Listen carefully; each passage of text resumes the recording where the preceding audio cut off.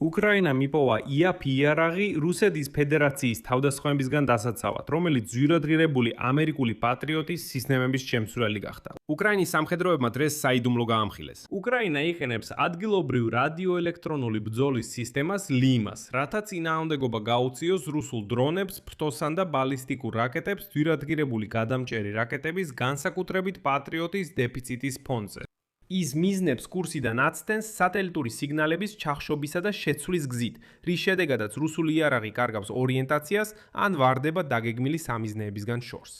ამავე დროს უკრაინული კომპანიის Firepoint-ის თანადამფუძნებელმა დენის შტილერმანმა განაცხადა, რომ უკრაინული საჰაერო თავდაცვის სისტემა Freya ამჟამად ნიმუშების ტესტირების ეტაპზეა. ამ პანევროპული ანტიბალისტიკური ფარის შექმნაში ჩართული არიან გერმანია, საფრანგეთი და ნორვეგია. ის კი სწორედ იმ პატრიოტის სისტემის შემცვლელი გახდება. მაგრამ როდის ამოქმედდება ეს სისტემა და საერთოდ ამოქმედდება თუ არა, შტილერმანმა ჯერ არ განმარტა. თუმცა უკვე ზუსტად ცნობილია, რომ ლიმას სისტემა მუშაობს და წარმატებით მუშაობს. საერთოდ ამ გამოშვებაში ორივე შემთხვევას განვიხილავთ. მე მქვია ალექსეი პიჩი და მოდით ერთად განვიხილოთ ეს თემა. მაგრამ სანამ დავიწყეთ, გთხოვთ გამოიწერეთ ეს YouTube არხი და ალაიქეთ ეს გამოშვება, დააწერეთ ნებისმიერი კომენტარი ამ ვიდეოს ქვეშ და გამოიწერეთ ჩემი Telegram არხი Pichi News-ი. ბული მასზე მოცემულია ამ ვიდეოს აღწერაში. მაშასე დღეს გამოცემა პოლიტიკო ამხელს უკრაინის საჰაერო თავდაცვის სისტემის საიდუმლოს. როგორც გამოცემას უთხრეს უკრაინელმა სამხედროებმა, უკრაინა უკვე წარმატებით იყენებს ადგილობრივ რადიოელექტრონული ბრძოლის სისტემას ლიმას, რათა წინააღმდეგობა გაუწიოს რუსულ დრონებს, ფრთოსან და ბალისტიკურ რაკეტებს.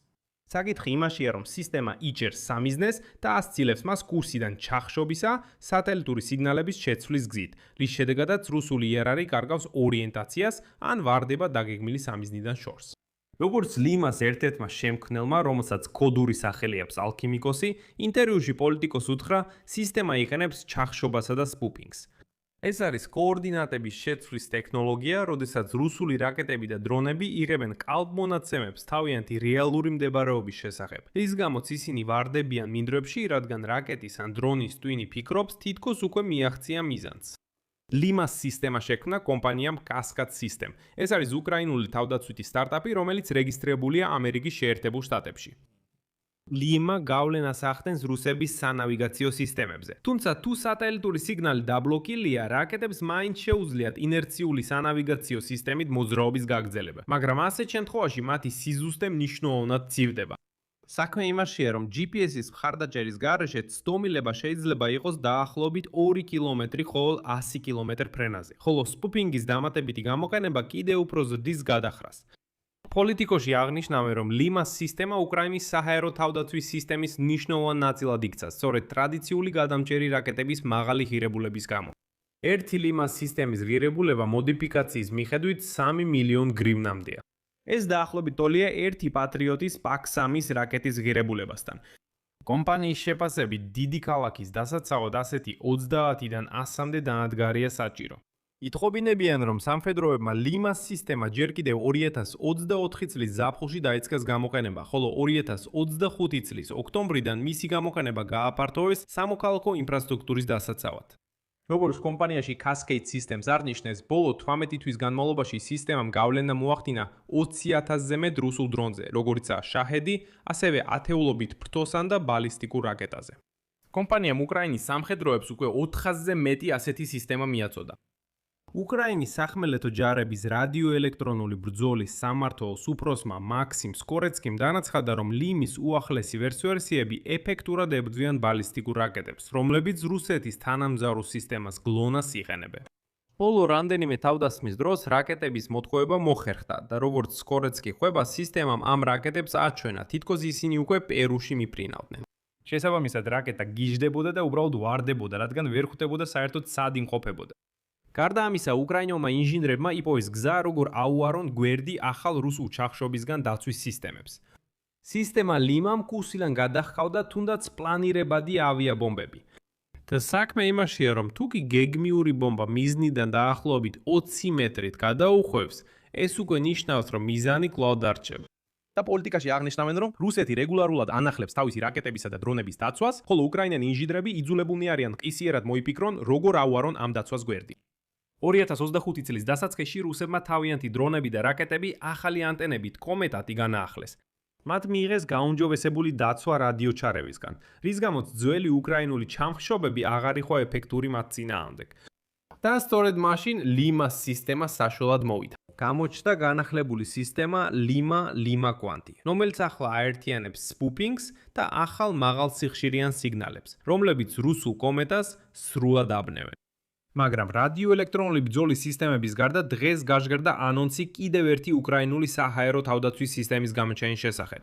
უკრაინული კომპანიის Firepoint-ის თანადამფუძნებელმა დენის შტილერმანმა განაცხადა, რომ საჰაერო თავდაცვის სისტემა Freya ამჟამად ნიმუშების ტესტირების ეტაპზეა და წლის ბოლომდე მზად უნდა იყოს. ანტიბალისტიკური ფარის შექმნაში ჩართული არიან გერმანია, საფრანგეთი და ნორვეგია.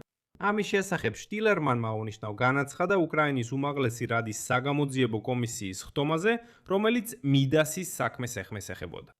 შემდეგ მოიყვან შტილერმანის ციტატას. პროექტი Freya არის პანევროპული ანტიბალისტიკური ფარის შექმნა. ანუ ეს არის პატრიოტის IAP ანალოგი. საუბარია გამშვები დანადგარების წარმოებაზე რაკეტებითა და ჩამჭრელებით.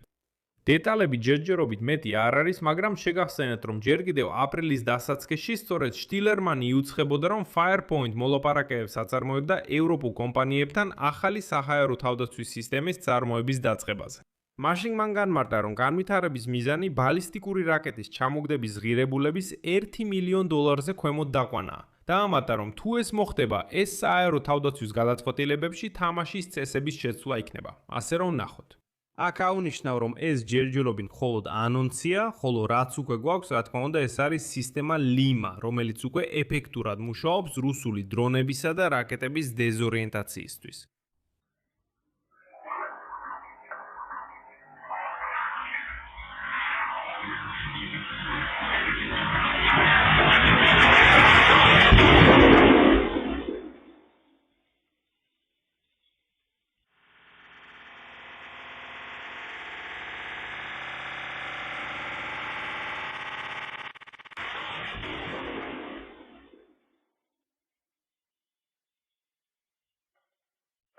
აქ მრავალ წერტილს დავსვამ. თქვენი აზრი და დასკვნები დაწევეთ კომენტარებში ამ გამოშვების ქვეშ. გამოიწერეთ არხი, დააწყაპუნეთ ზარზე და არ დაგავიწყდეთ ლაიკის დაჭერა.